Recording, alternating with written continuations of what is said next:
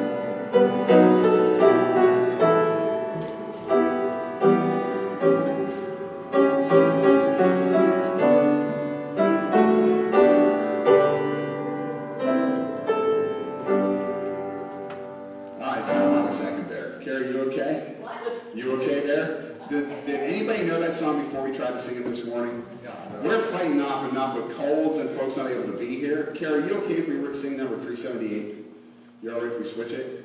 You may have heard the song before. Yeah, if you haven't heard of this, we got to talk. If you don't know 378, it's not going to be on the screen, friends, so go ahead and pick up the hymnal 378. We could sing that other hymn and try. If it's your favorite, raise your hand and we'll finish it. Joanne, I saw your hand start. I saw that. Instead, friends, let's sing verses 1, 2, 3, and 6. 1, 2, 3, and 6 in Amazing Grace, okay? I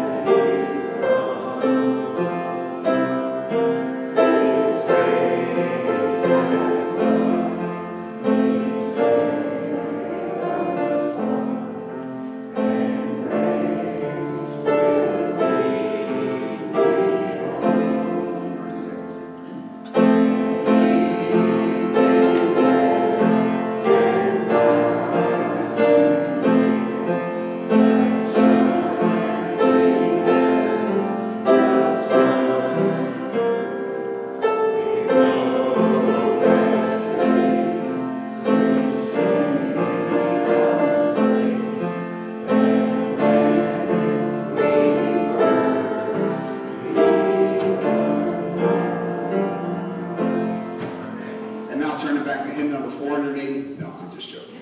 I'm just joking. Friends, it's one thing if we feel like we have a full house, a lot of folks who may be fighting off colds and whatnot. The first stanza through it, I realized that I felt like I was carrying the song. Carrie, is that one of your favorites?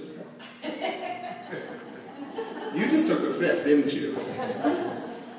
That was what I was given. Oh, boy.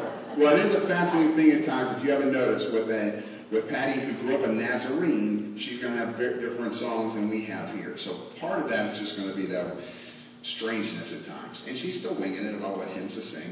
And today, we sing something else. Now, friends, there are more important things than to be talking about what hymns we sing. Like, for example, what do you believe?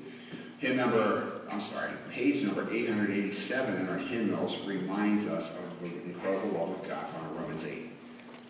Who shall separate us from the love of Christ? Shall tribulation, or distress, or persecution, or famine, or nakedness, or peril, or sword?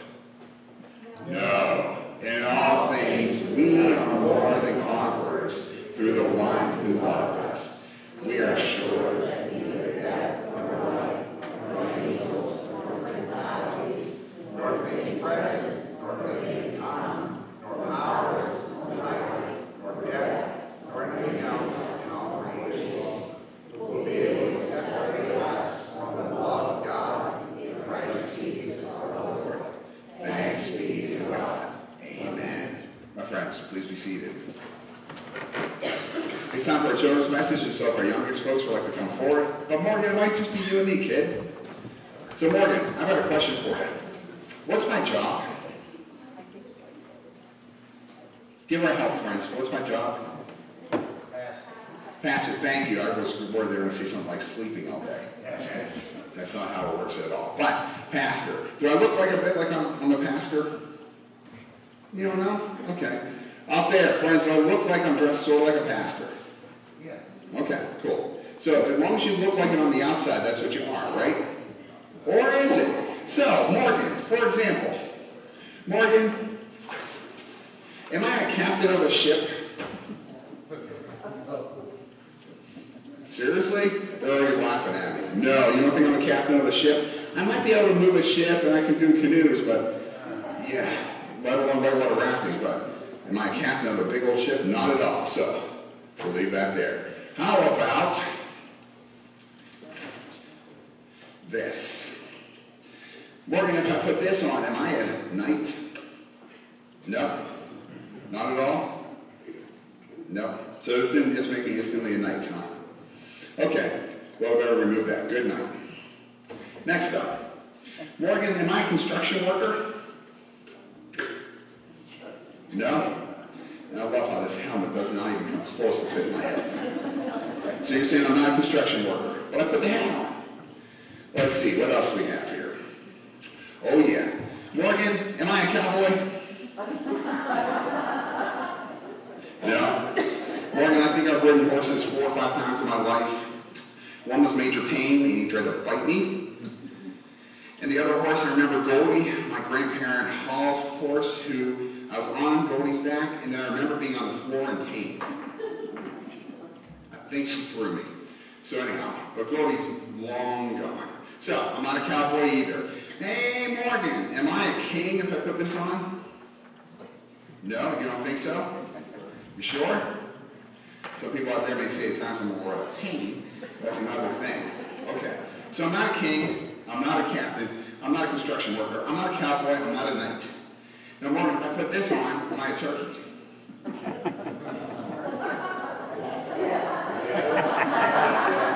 Did you hear them out there? Thank you, Morgan. Thank you. You can take extra candy, that's for sure. Just because we may look like one on the outside doesn't mean we actually are something. Jesus told the same things to a crowd of real religious people, but they really didn't love God. Like they looked like they were on the ball. Sort of like me putting on the king's crown. Maybe looks a little bit like a king, but I'm not a king. So Jesus was really tough on these guys. And he said in Matthew chapter 23, verse 28, in the same way, on the outside you appear to people as righteous, or in other words, you do the right things, but on the inside you're full of hypocrisy and wickedness, the word of the Lord. What does that mean? Jesus was saying, hey, y'all, you guys, not pointing at Carrie though, although I was pointing at the piano, but you guys, you make it look like you've got it all together, but you don't actually live life like you really do. For us to be Christians, it means to not just look like one on the outside, but also be one on the inside. There's some people who just seem to like to pretend like they're a Christian and really don't act like it. But for you and me, to actually be one, not just look like one, be one. That means loving Jesus with all our heart. Okay? Let's pray. Father, thank you so much for your love for us. Help Morgan and I and all the other kids here to live for Jesus. It's in Jesus' name we pray. Amen. Morgan, great job. So what we have here is because of Valentine's Day, sometimes some kids can be a little mean, so well, they've been a little sour at school or something. So I have Sour Patch Kids right here. I have right here trolley worms. One of the girls, on Marvelous Monday night, was taking these sour trolley worms and dipping them in her chocolate milk. And then she started talking about how they're too hot for her. They are not hot, they just taste awfully sour. So those, and of course I've got lollipops right here. So whatever you like, Morgan, go ahead and grab a couple. Thanks, kiddo. Great job. Morgan's one of our stars in Marvelous Mondays.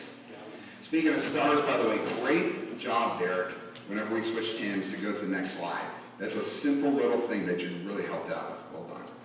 Friends, what would you like to give God thanks for this morning? What would you like to praise God for who God is? And what do we need to be praying for?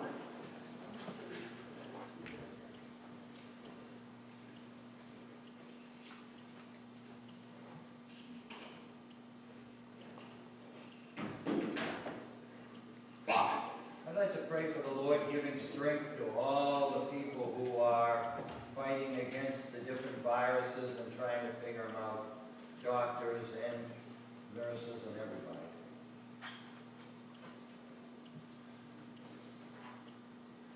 So doctors and nurses, both caring for the folks, as well as those researching this coronavirus, although it's been bouncing around here and there. Something scary. Bob, thank you. Shirley, is that your name, by the way? All kidding aside, if you don't know, Shirley battles to get here. Let's just put it that way. This is not an easy thing for her to get here. Yes, Shirley.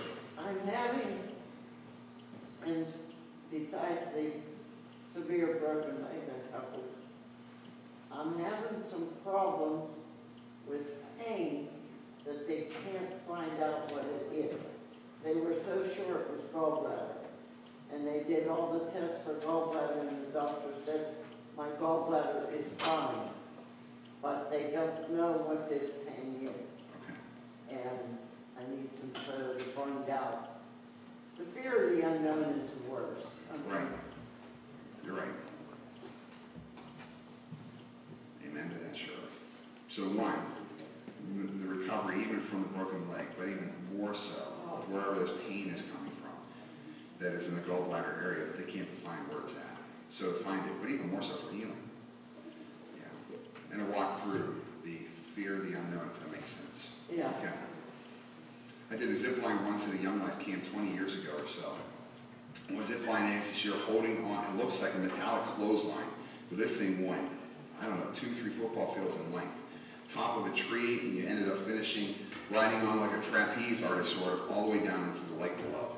The hardest part was stepping off because the unknown was the cable. Will it hold me? Really? Yeah, the worst part was that as soon as I stepped, that was an incredibly fun ride. But that first step was terrifying. Yeah, the unknown. Will it hold? What's going on? Okay. Thanks, Shirley. So friends, we pray for Shirley, and your honesty is impressive. Friends, is there anything else we need to be praying for? You want to thank God for? Praise God for who God is. A couple other things as well. First of all, Jerry Johnson, who will often be sitting right up here, be praying for him. I'm hearing through the rumor mill that Jerry is not doing well, so be praying for Jerry. 2, for the Titus family, as John's father, John, passed away, and so the funeral visitation was Thursday night, and the funeral service was Friday, so be praying for the Titus family. For Patty and Ed as they're on vacation, and this weekend, and for my mom, we're hoping that her surgery to repair her bladder and her small intestines, which keep on sharing fluids and feces, they can be healed, or at least fixed on March 6th. Hopefully she gets to keep her artificial bladder instead of having to have a new artificial bladder, which would not be internal but external. So that means a urostomy bag, and she's not excited about that proposition at all. Thank you, friends. Your care and prayers for her have been incredibly helpful. Friends, why don't we go to the Lord together in prayer?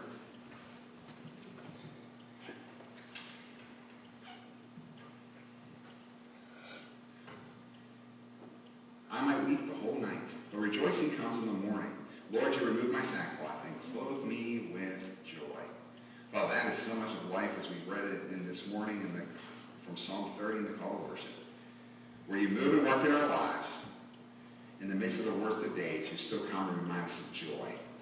That I may be weeping overnight, but in the morning there is rejoicing because of what you've done and who you are. We give you thanks and praise, Father, for how you move and work in our lives and your care and your love for us. For some of us, we're in that weeping through the night stage. We're in the sackcloth is around us as we hurt and we're in pain and we are mourning or we're in sadness over our sin. And for others of us, the joys in the morning. That day you have clothed us with joy. For some of us, Father, whether it's my mom or for the Titus family or Jerry Johnson in battling illness, or Shirley waiting for answers, let alone waiting for healing. It feels like we're wearing sackcloth in the mourning period, in that time where everything is seemingly falling apart, where life seems to be awful, where it really hurts. And yet, we also know that in the morning, there will become rejoicing. So, Father, open up our eyes for those of us who are in that tough place to see the joy. Father, for those of us who are in that place where there is joy and abundance, we're praying as well that you'd open up our eyes and more so our hearts to care for those where life is so hard. Thank you for the time that Ed and Patty have on vacation away. We pray that you bless their time and protect them. We thank you, Father, for so many medical miracles that you brought about and the care that people are able to undergo. Polio is almost completely gone. Measles is almost defeated. That you, Father, have done so much medicinally and through doctors and whatnot. And yet we come before you and pray that you continue to bring about wisdom for those who research and caring and perseverance for those who care for others. And for so many from our midst, we pray for healing.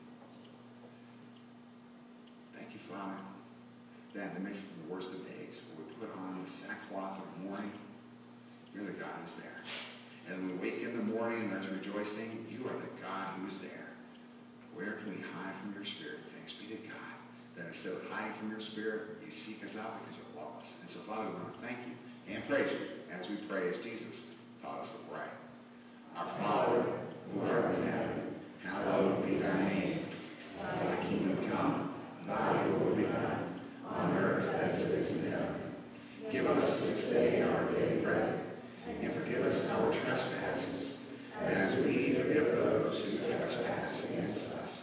And lead us not into temptation, but deliver us from evil. For thine is the kingdom, and the power, and the glory forever. Amen. Friends, the scripture reading this morning comes from Matthew chapter 22. Bob Falla is filling in this morning. Jessica Flick, she is moving into a new house, and so also be praying for her with the whole transition. That's difficult for her and Cameron at this time, so we're praying for them as well. I apologize for not bringing that up during our prayer time. Good morning, Bob, and thank you for being willing for us to call you from the bullpen. You want to go for the Pirates? They could use some help. My first time up on the new stage. It's wonderful, in case anybody wants to know. This morning we're reading Matthew 22, 1-14. Jesus spoke to them again in parables, saying, "The kingdom of heaven is like a king who prepared a wedding banquet for his son.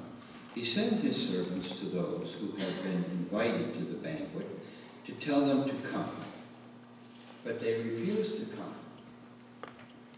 Then he sent some more servants and said, 'Tell those who have been invited that I have prepared my dinner. The oxen and fatted cattle have been butchered, and everything is ready. Come to the wedding banquet. But they paid no attention and went off. One to his field, another to his business. The rest seized his servants, mistreated them, and killed them. The king was enraged. He sent his army and destroyed those murderers and burned their city. Then he said to one of his servants, "The wedding banquet is ready, but those I have invited did not deserve to come. So go to the street corners and invite to the banquet anyone you find." So the servants went out into the streets and gathered all the people they could find, the bad as well as the good. And the wedding hall was filled with guests. But when the king came in to see the guests, he noticed a man that was not wearing wedding clothes. He asked, "How did you get in here without wedding clothes, friend?" The man was speechless. Then the king told his attendants, "Tie him hand and foot. Throw him outside into the darkness, where there will be weeping and gnashing of teeth. For many are invited, but few are chosen." This is the word of God for the people of God. Thanks be to God. Friends, let's stand together as we sing together, Gloria Patri, if you so choose to stand.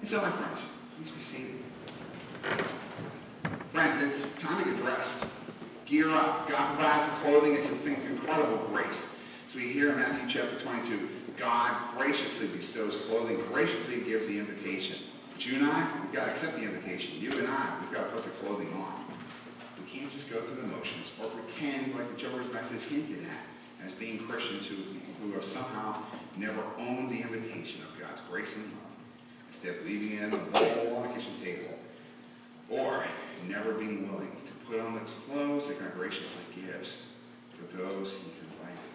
Put them on. Accept the invitation. God's offering this incredible gift to us. Friends, it's time to get dressed. Gear up. Yes, friends, it's time to get dressed. I mean, we get dressed whether it's for the occasion or our occupation.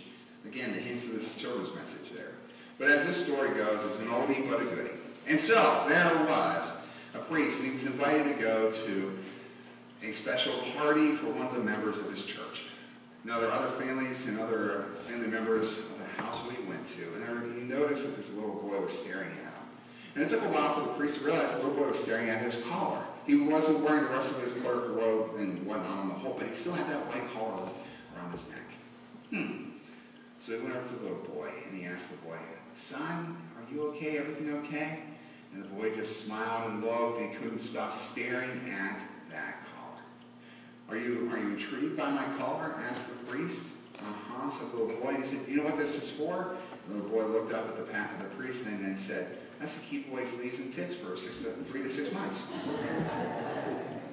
We may dress the part, my friends, but there's a whole other thing to dressing the part and being part of the play. Yeah, we actually dress for our occupation or what we're going to do. Put on the gracious clothes that God offers. It's time to get dressed. Thursday was a day of a lot of clothing. And why did I say that? If I didn't do laundry at the house, my wife would have been very perturbed at me. Because Thursday morning, woke up, put on my sweats, put on my warm socks because the house could be a little cool, put on a sweatshirt, and Tina and I did our devotions. We spent time in the morning together. And then it was time to get over to the office. And I had a training event in Chippewa, Pennsylvania, which is right by Beaver Falls. So Made sure I had comfortable clothes on because 4 hours in the meeting can drag on a bit. So I made sure I had a sweater on and cargo pants, and I had my tennis shoes on that were pretty sturdy to deal with the snow. Was there for a few hours, drove back home, and of course then, Tina and I were realizing we were going to go to the Titus's visiting hours Thursday night. So I changed clothing to look a little more presentable, especially because I was still wearing the Brighton hot dog shop ketchup, I think, on my sweater. Jack, don't turn me in. He would know all about the Brighton hot dog shop. Goodness, delightful. Either way, so make sure we changed. Went over to the funeral home. The line was out the door. Yeah, Ian, your grandfather or your family is incredibly loved and cared for. So, made sure that Tina and I looked at the line, realized we may not get through here at all. We had hoped to be able to go to the gym that night as well. So we set a line out the door. Pretty much we went out the door next, and instead decided to go see Ian and the family on Friday. But we did go to the gym that night, which was quite fascinating for me to be changing out of clothing acceptable for a funeral home in the men's locker room there with my dress, my sweater was on, and I had my shorts on for working out. It was not a good sight, just saying, it was not pretty. And I need to make sure I change clothing for the gym because, as Bonnie King may be able to tell you, if you see me working out there, I leave puddles wherever I go. It's called sweat, hopefully, moving on. Either way, it is not a pretty sight. That being said, Tina and I went home after I had a shower, put on my sweats again, got ready to wind down and get to bed. 4 or 5 different clothing changes that day. We wear what we're getting ready for. Not many of us wear pajamas to come to church on Sunday morning. We dress for what we're going to be doing. The scriptures here, we see how they're called to be dressed appropriately. But the fascinating thing is the clothing to be worn is provided by the king, the host, the one whose son is getting married. There's incredible joy. There's something special about weddings and clothing at weddings. But then a lot of things that happen at weddings can be a little strange. For example, as the story goes, little Emily was sitting there, and she was watching at the wedding, and she watched the bride come down the aisle wearing that white dress, and she stared. She stared at the bride the whole time, and her mom was either in awe or worried about why Emily was staring so much. At the end of the service, then Emily stared as the bride came right back again. Our mother looked at Emily and said, "Are you excited for the day you'll be married?" "Sure, Mom. Then why were you staring so much?" "Well, Mom, this wedding didn't make any sense." "Wait, what do you mean, Emily?" "Mom, why did she change her mind?" "Emily, what are you talking about?" "Mom, she went down the aisle with one man and left with another." So much what we do at weddings can seem a little strange. So if it doesn't make sense here for the weddings that Jesus had describes in this parable here, we need to background check it a little bit. Here's what's going on. You have a wedding and you're being invited to the wedding, but often in Jesus' day, weddings would mean that the host, in this case the king, would provide the clothing. It would be a robe, and everyone would have about the same robe, especially man-made. In our days, for example, you may see matching bridesmaids' dresses, or the guys might be wearing the same tuxedo, or blue jeans and shirt, or whatever they're up to. Whatever it might be, that's at least matching. Well, in this case, every guest was provided with clothing. Think about how expensive that might be. Not only that, but the bride and groom, of course, would be decked out in an even more expensive robe, possibly even having jewels on the robe, especially for the bride. She might have special, expensive perfume on, and even the bride and the groom might be wearing a crown to signify how important that day was. Think about that one. Probably a lot more expensive than the one I found for $3.99. That's for sure. They would be set apart. It was a special day, but especially for the guests who were to wear that robe. Think about it. Somebody offers you special wedding clothing, and you don't put it on. You're in the bridal party, and you show up, and all the guys have tuxedos on, and you show up wearing my sweatpants. Oh boy. You're in the bridal party and as one of the bridesmaids, and all of a sudden, you look over, and one of the bridesmaids, this doesn't look like she changed out of her clothes from working at Wendy's. I mean, that would be about the slap in the face they might have felt. Except here, the king takes it even more harshly. He's been rejected by this guest. Somehow he's shown up and he's hanging out at the wedding. He's there in the room, but he's never put on the clothing. It's as though he's an imposter or a hypocrite or somebody who's just trying to sneak by. Put on the clothes. Get dressed. It's time to gear up. But instead of gearing up, this guest is not. No wonder the host is angry. You've rejected me, the host might be thinking. You've rejected my son. You've rejected my invitation. You've rejected the clothing I tried to give you.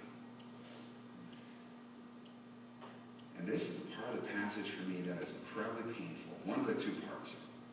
Because in verse 13 it describes what the king does to the person who won't put on the clothes. Has him tied up. He's thrown outside the city. And where there is weeping and gnashing of teeth. The hint would be about somebody who is now suddenly homeless. But this is not someone who's homeless and may have chosen to be there. The weeping indicates incredible mourning and sorrow. And it sounds like the weeping is not like you might have a romantic comedy or something. This is more the kind of weeping when you've lost a loved one. And the gnashing of teeth, which that phrase shows up 6 or 7 times in the Gospel of Matthew. The gnashing of teeth points at this incredible, painful judgment the folks who do not accept Jesus Christ fall into. Gnashing of teeth, it sounds like it's some sort of painful, powerful gritting of your teeth based in anger and rage. My guess is that you'd wear off enamel quite quickly on your teeth as you were gnashing them or angry and holding in the words you wanted to say. Rage and weeping describe this person who just didn't put on the clothes. He was offered the grace of wearing the clothes from the king, and he rejected it. Gear up, my friends. Jesus offers us grace. Too often, we just coast by or say, I'll accept it later. Gear up. Get dressed. He's offering us his grace. It is time to get dressed. It's time to gear up because we also see with the other guests who were invited how they rejected the king. We need to talk about this because this is some powerful language. One of these folks, they rejected the king's invitation to go to the wedding. You remember Matthew's reading here, we have one who said that he's got to go to he's got to work on the farm, and the other one he's got to go work on his business. These are responsible things to do. For some of you, you've had to work on Sunday mornings. You've had to do things that are difficult. And yet with this invitation to a life of celebration with the king, they say, nope, I've got to work on my business. Nope, I've got to work on my farm. Luke's gospel, which is a parallel version of this reading in Matthew, Luke's gospel said about the same way with a few different nuances. Luke's gospel puts it this way. Chapter 14, 18 through 20. It describes that one man who rejected the king's invitation, he had bought a new field. That's acceptable. It takes a lot of time to prepare a new field. Rocks to remove, trees to check, make sure the boundary lines are in place. What about wild animals? Where are they? There's a lot of stuff to do. He's being responsible. Another one goes to his business. He has to work. He has to make sure that he can make ends meet. And those wedding feasts could be a large commitment. Sometimes the wedding feast can last a week or 2. Whew. Parents, you thought it was bad when your kids were married after just a day. And then finally, the other person said, I'm newly married. I'm not coming. That may make more sense in our culture today. That being said, Tina and I, we went to church the day after we were married because we realized that was important. Then I pretty much passed out and we tag team driving to the house she had been in and then driving to our honeymoon. But that being said, it's about priorities. Here, whether it's in Luke's gospel, nope. New field, nope. New oxen, nope. Newly married, responsible person's excuses. But what's the king say? He attacks their towns. He attacks their cities. Wipes them out. We can't hide from what happens to those who reject Jesus Christ. Here it's either weeping and gnashing of teeth or wiped out. That's what the parable points to. Friends, it'd be nice if that this was something I made up, but these are Jesus' words for a parable, pointing us to the fact, you and I, we've got to make a choice. What are we going to wear? What are we going to wear? Here it means you're going to accept the incredible gift that God gives in the invitation and accept the incredible gift of the clothing to wear for that wedding? Will you accept it? Because to reject it means being cast out. Commentators suggest it might be hell. We're not sure. This does seem to be a bit more of a parable, not pointing to exactly what hell would be. Let me just suggest this. Most likely it points to hell, and even more so rejection about life eternal with Jesus Christ. That's what he's pointing to. Don't say no to the King's invitation. Don't say no. Instead, it's time to get dressed. Gear up. See, it's time to get dressed, to gear up. But you and I, we have to make a choice. You just can't go through life and sort of coast. We've got a video clip here from Captain America Winter Soldier. It's sadly, it's one of my favorite superhero movies, so you probably have seen way too much of this. Just roll your eyes at me if you think this is a little image or realize the amount of people who have gone to see it means a lot of folks younger than you and I know what this movie's about. So, here we go.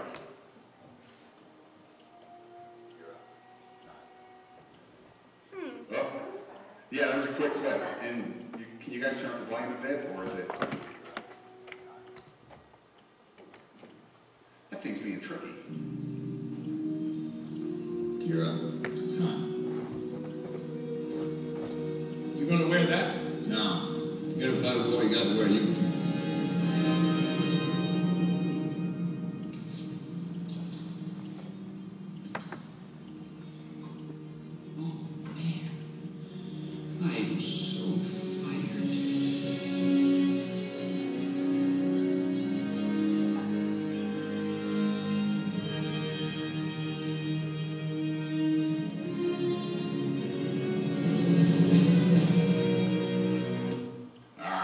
Derek, Merle, well done. Thank you. We have here the scene where Captain America goes and steals an old uniform from a museum. Why? Well, if you're going to fight a war, you better dress like you're going to fight. Or as the quote is, gear up, it's time. You're going to wear that? Asked Sam Wilson. He's Falcon in the series, if you care. And Steve Rogers, Captain America, replies, no. If you're going to fight a war, you've got to wear a uniform. Friends, get dressed.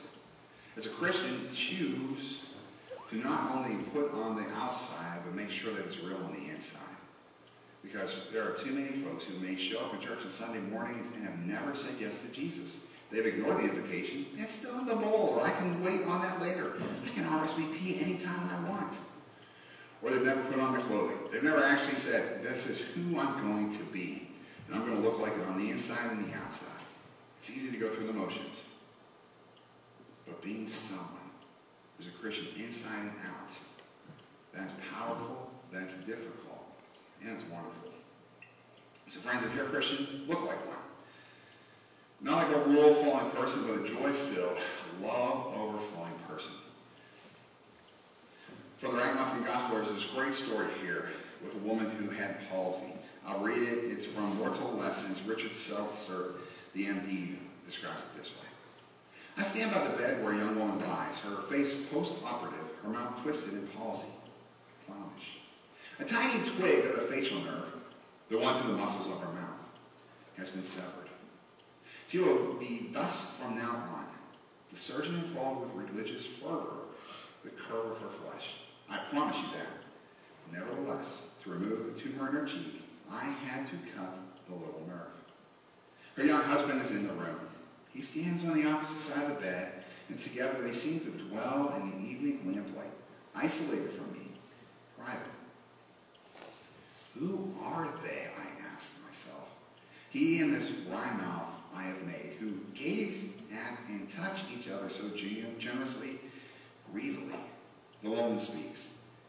Will my mouth always be like this? She asks. Yes, I say, it will. It is because the nerve was cut. She nods and is silent, but the young man smiles. I like it, he says. It's kind of cute. All at once I know who he is. I understand and I lower my gaze. One is not bold in an encounter with a lowercase g, God. Unmindful, he bends to kiss her crooked mouth. And I am so close, I can see how he twists his own lips to accommodate to hers, to show her that their kiss still works. Look like one. Act like it. That's what Jesus did for us, my friends. when he became a human being, with the pains that we have and the violence of the cross. He twisted his mouth like ours, except it was so much more painful. So look like one. It's not going to be easy, but look like one. And if you're going to be a Christian, don't just look like one, but accept the gift. I mean, it's about the grace, the incredible grace that God's given us, who paid the price for us. In the parable of Matthew chapter 22, it is the King standing in for God the Father in the parable who paid the price for the whole wedding, who paid the price for the robes to be given, who paid the price for the people who were on the street to be called in. We've dismissed it this morning. I don't know if we've spent enough time with how these folks probably looked. We have street people in our culture today. We have some folks who are homeless in Mercer. The homelessness seems to be much more about teenagers, for example, couch surfing, moving from house to house when they've been thrown out of their parents' homes. When I was in Pittsburgh about 2 decades ago, down near East Liberty and Shady Side, I met some folks who were homeless. You know, decent tennis shoes and whatnot. It was a cold life to live. In Jesus' day, homelessness, the folks who were out in the streets that were invited in, those folks especially had nothing. You're begging for your life. You look like a beggar because you don't have clothes that work. It's probably tattered and old. And begging was not respectable, and most folks would make a big show about how much they gave the beggars, but where they gave because they were skinflints, or the hypocrites, as we heard about in the children's message. And the King invited in the folks who had nothing to give. There's no gifts that they have. They're just invited in. There's no chance to prepare. They may not even gotten a bath. What they may have had outside was water, which you wash your hands in. These folks are coming in, I'm guessing, dirty, if not really dirty. Because who knows how bathroom regimen was for folks who are on the street. Not only that, but there's no way to prepare yourself. How do you get the ointments on, or the myrrh and the other perfumes that might be used? No, they're shown up stinky and dirty, unprepared, and welcomed.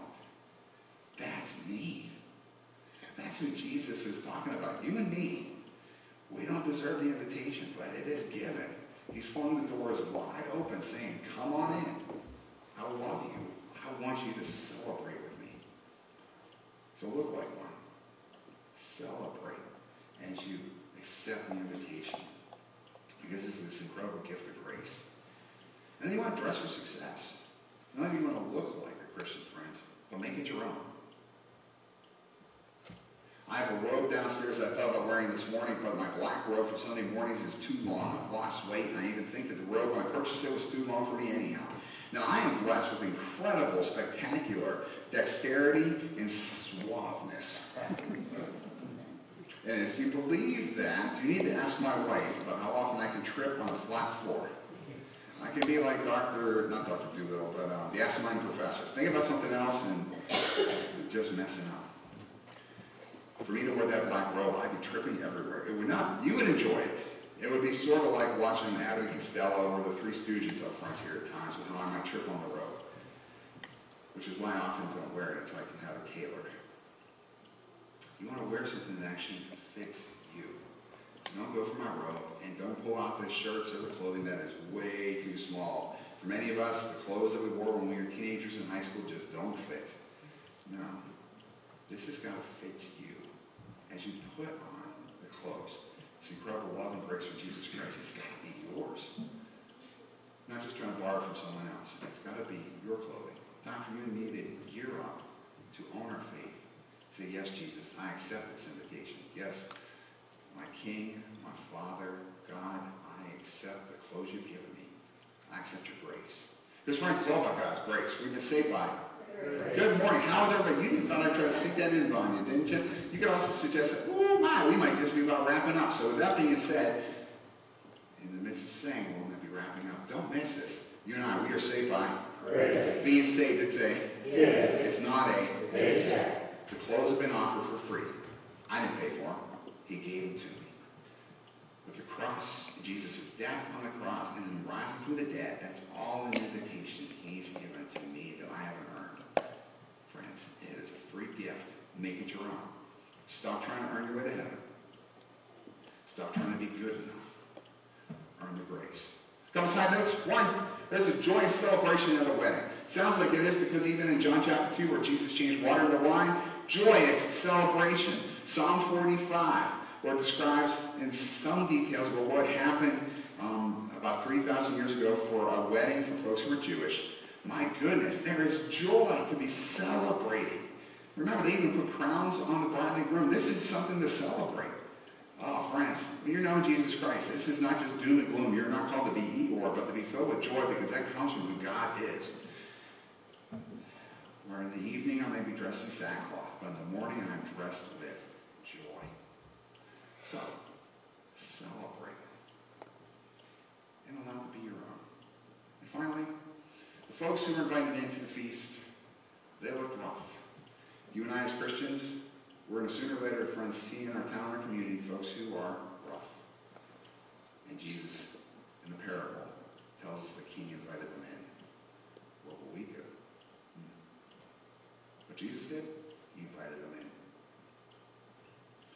That being said, though, today we want to focus on how we accept this incredible love from God. So here's your assignment this week, if you choose to accept it. Read chapter 6 and 7 of the Ragamuffin Gospel, pages 106 to 144. And pray Psalm 30. Read it aloud, stopping when a word or a phrase stands out to you. And take your time as you prayerfully read this psalm back to God. I told you about that training event I had in Chippewa on Thursday. We did some of that reading. That was Psalm 30. It was a different psalm. Psalm 45, I believe, actually, which was fascinating. We read it over again and again, and every time I read it, something else jumped out. Just because you read it once doesn't mean you got it. It's like watching a movie or reading a book. So friends, the purpose there is to drive us to know this incredible love of God more. How do you do that, though? It's time to get dressed. It's time to gear up. It's time to make it look like on the outside, but even more so who you are on the inside, that you've accepted this incredible gift that God gives. That we've accepted the invitation, and we put on the clothes, screaming out that we love the love of God, and that we cling to this incredible grace God's shown us. Hold on to it, my friends. It's time to get ready. It's time to get dressed. Gear up. Amen. Friends, you can find the prayer on the screen behind me, but I'm encouraging you to close your eyes and put your hands up toward heaven as we talk with God. Now, I say this, and I was almost crying this morning at the 9 o'clock service, because right towards the end, I asked everybody to do this, and there's 2.5-year-old Caden Segula. If you don't know Caden, you've probably come into the church on Sunday morning. He's a little guy running around, and he seems to have my ability for tripping on flat floors, just saying. Caden, for the prayer time, went like this. I can't even understand what the kid says. He's speaking a foreign language when he tries to speak to me half the time, besides Rhyme and M&M's. It's because I have M&M's in my office, and yet 2-year-old. So friends, if a 2-year-old can do it, why not you? So let's close our eyes, turn our hands up toward heaven, and as we talk with God, let us pray. Lord God, loving Father. Lord God, loving Father. I love you. I love you. Lord, you're clothed with splendor. Father, you're clothed with majesty. Father, you're clothed with majesty. Clothe me in righteousness. Clothe me in righteousness. Dress me in your salvation. Dress me in your salvation. Clothe me with power from on high. Clothe me with power from on high. You've clothed me with joy. Clothe me with joy. Thank you for inviting me into your kingdom. Thank you for inviting me into your kingdom. I pray in Jesus' name. I pray in Jesus' name. Amen. Amen. Friends, let's continue to worship through the giving of our tithes and our offerings.